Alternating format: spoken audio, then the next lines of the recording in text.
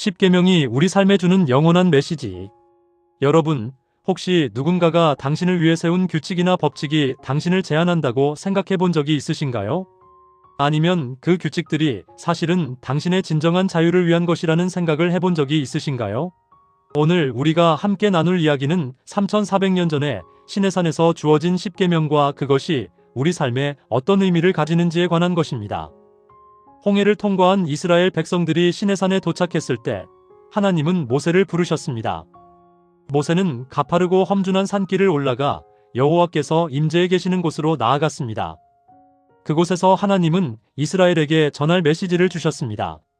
나의 애굽 사람에게 어떻게 행하였음과 내가 어떻게 독수리 날개로 너희를 업어 내게로 인도하였음을 너희가 보았느니라.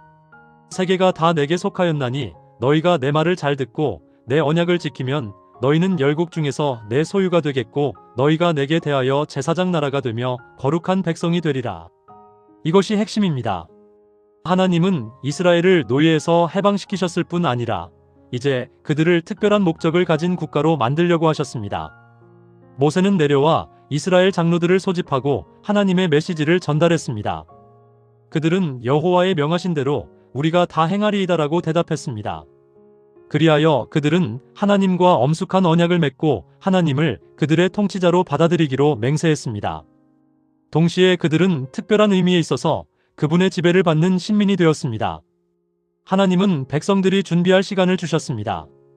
너는 백성에게로 가서 오늘과 내일 그들을 성결케 하며 그들로 옷을 빨고 예비하여 제3일을 기다리게 하라. 이는 제3일에 나 여호와가 온 백성의 목전에 시내산에 강림할 것임이니 이 몇 날 동안 모든 사람들은 엄숙하게 준비하는 일에 그들의 시간을 바쳤습니다. 그들의 몸과 의복에서 부정이 제거되어야 했습니다. 그리고 모세가 그들의 죄를 지적할 때 그들은 마음의 부정을 깨끗하게 씻기 위하여 자신을 겸비하게 하고 금식하고 기도하는 일에 전념했습니다. 제3일 아침 온 백성이 산을 쳐다보고 있을 때 무서운 광경이 펼쳐집니다.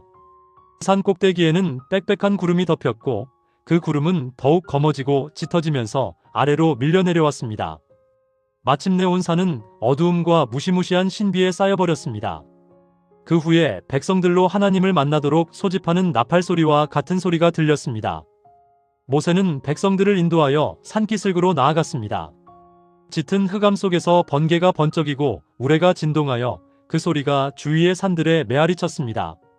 시내산의 연기가 자욱하니 여호와께서 불 가운데서 거기 강림하심이라. 그 연기가 옹기점 연기같이 떠오르고 온 산이 크게 진동하였다. 산 위에 여호와의 영광이 모인 군중의 눈에는 맹렬한 불같이 보였습니다. 나팔 소리가 점점 커졌습니다. 여호와의 임재의 표징이 심히 무서워 이스라엘 백성들은 공포에 질려 땅에 엎드렸습니다. 모세까지도 내가 심히 두렵고 떨린다고 외쳤습니다. 다음에 우레소리가 그치고 나팔 소리도 들리지 않았으며 온 땅은 고요해졌습니다. 한동안의 엄숙한 침묵이 지난 후 하나님의 음성이 들렸습니다. 수종하는 천사들에게 옹이 되어서 여호와께서 산 위에 서시고 당신을 두르신 짙은 흑암을 통하여 큰 음성으로 당신의 율법을 알리셨습니다. 이제 하나님은 십계명을 선포하십니다. 이것이 그 십계명입니다. 첫 번째 계명 너는 나 외에는 다른 신들을 내게 있게 말지니라.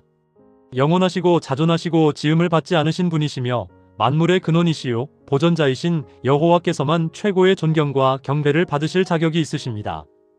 사람은 어떤 다른 대상물에게도 그들의 애정과 봉사의 첫째 자리를 주는 것이 금지되어 있습니다. 두 번째 계명 너를 위하여 새긴 우상을 만들지 말고 그것들에게 절하지 말며 그것들을 섬기지 말라. 이 계명은 우상이나 그와 비슷한 것을 가지고 참 하나님을 경배하는 것을 금합니다. 영원한 하나님을 세상의 물질로 대표하려는 시도는 하나님께 대한 개념을 저하시킵니다. 세 번째 계명 너는 너의 하나님 여호와의 이름을 망령되이 일컫지 말라.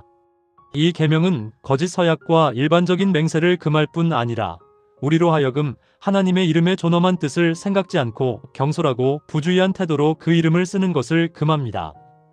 보통의 대화에서 부주의하게 하나님에 대하여 말하는 일, 사소한 문제로 그분께 호소하는 일은 그분께 욕을 돌리는 것입니다. 네 번째 계명 안식일을 기억하여 거룩히 지키라. 안식일은 새로운 제도로서가 아니라 창조 때에 이미 제정된 것입니다. 그것은 창조주의 업적을 기념하는 것으로 기억해서 지켜야 합니다. 제7일을 지키는 사람들은 그 같은 행동으로 그들이 다 여호와를 예배하는 자들임을 나타냅니다. 5번째 계명, 내 부모를 공경하라. 그리하면 너의 하나님 나 여호와가 내게 준 땅에서 내 생명이 길리라. 부모는 어느 누구보다도 자녀들의 사랑과 존경을 받을 자격이 있습니다.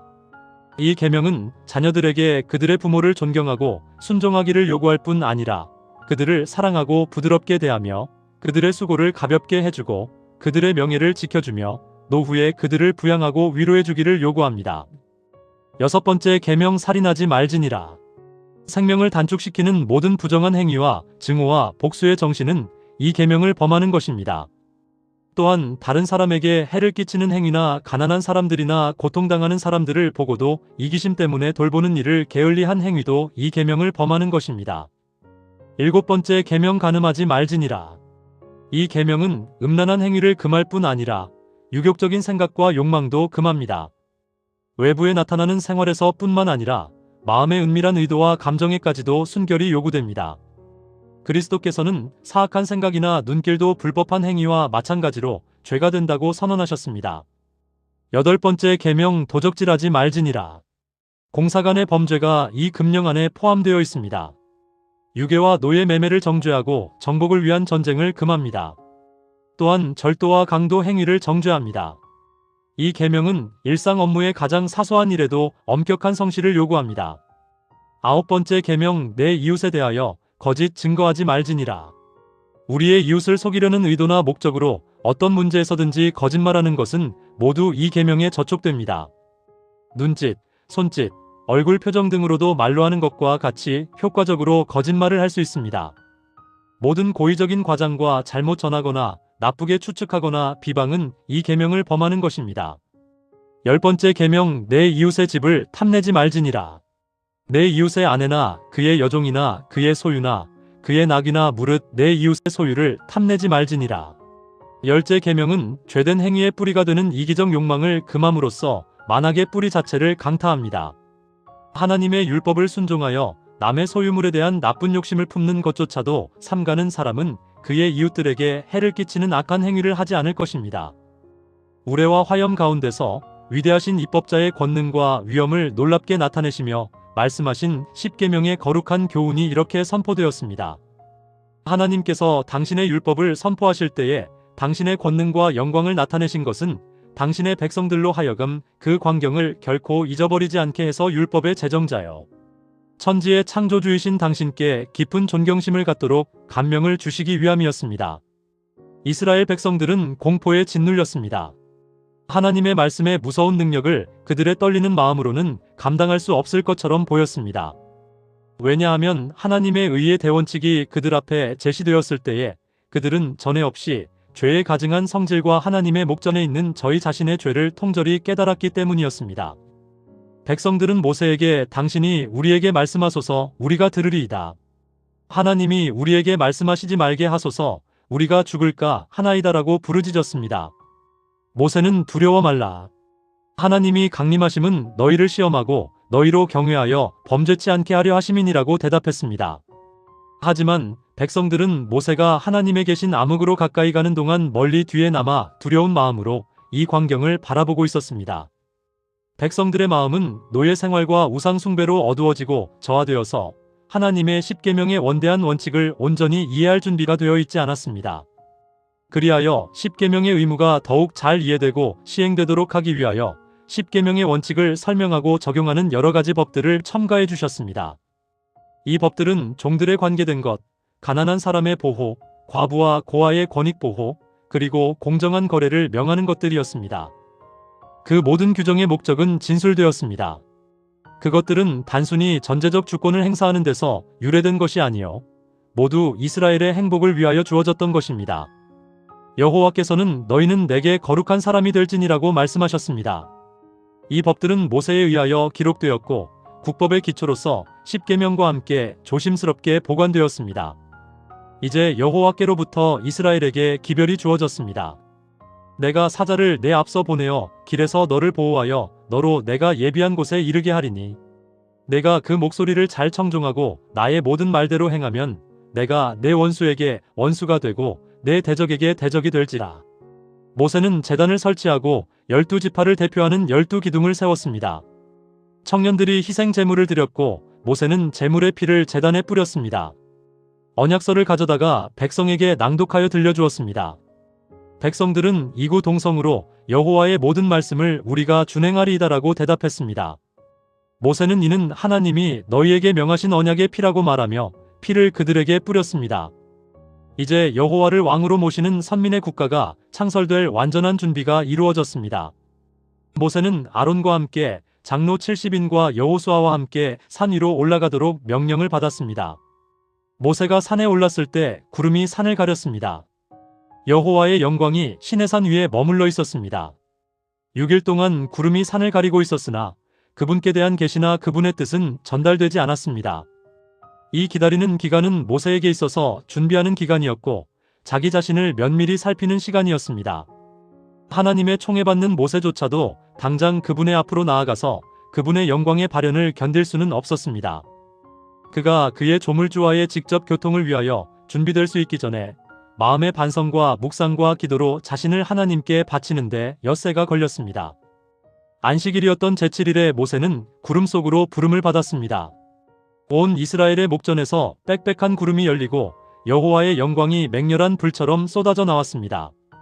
모세는 구름 속으로 들어가서 산 위에 올랐으며 40일 40야를 산에 있었습니다.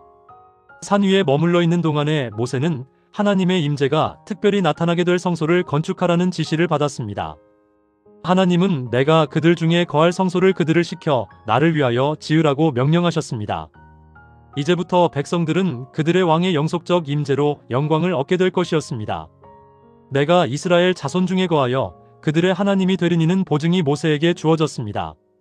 하나님의 권위의 상징이며 그분의 뜻의 구체적 표현인 십계명이 하나님의 친수로 두 돌판에 새겨져 성소 안에 거룩하게 안치되도록 주어졌습니다. 여러분, 십계명을 어떻게 봅시십니까? 당신을 제한하는 규칙들입니까? 아니면 당신의 진정한 자유를 위한 선물입니까? 십계명은 제약이 아닙니다. 그것은 보호입니다. 그것은 인생이 어떻게 작동되는지에 대한 설명입니다. 마치 자동차 설명서가 어떻게 자동차를 운전해야 하는지를 알려주는 것처럼 십계명은 어떻게 인생을 살아야 하는지를 알려줍니다. 십계명의 기초는 사랑입니다. 내 마음을 다하며 목숨을 다하며 힘을 다하며 뜻을 다하여 주 너의 하나님을 사랑하고 또한 내 이웃을 내 몸과 같이 사랑하라. 이것이 전부입니다. 하나님을 완전히 사랑하고 당신의 이웃을 자신처럼 사랑한다면 십계명의 모든 원칙은 자동으로 따를 것입니다. 이스라엘 사람들은 노예 민족으로부터 만왕의 왕의 특수한 보배로운 백성이 되었습니다. 하나님께서는 그들에게 신성한 임무를 맡기기 위하여 그들을 세상으로부터 분리시키셨습니다.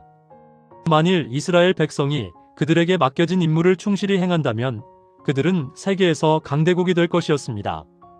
우리도 마찬가지입니다. 십계명에 순종할 때 우리는 참으로 자유로워집니다. 우리는 진정한 강함을 얻게 됩니다. 우리는 하나님의 영광을 세상에 반영하는 사람이 됩니다. 십계명은 단순한 규칙이 아닙니다. 그것은 하나님의 사랑의 표현입니다. 그것은 우리에게 주신 가장 큰 선물입니다.